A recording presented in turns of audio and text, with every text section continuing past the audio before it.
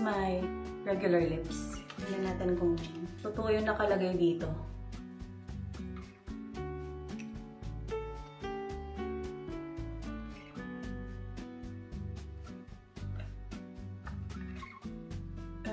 Medyo mahapdi siyang very light. Pero hindi naman masakit. Okay lang ako.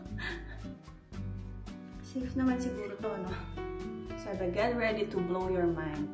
I can feel it. It's like, parang kumain ako ng something spicy, ganon. Ang anghang niya.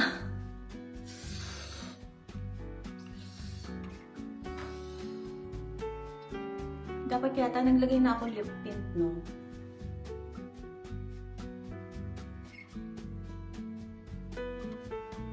Lagyan natin saglit ng lip tint. Alisin natin ng konti.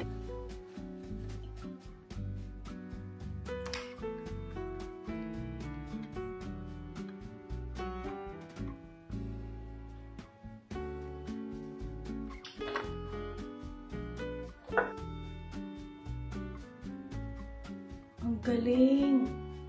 Parang mas ano yung dito ko. Fairness! Maliit kasi lips ko eh. Cool!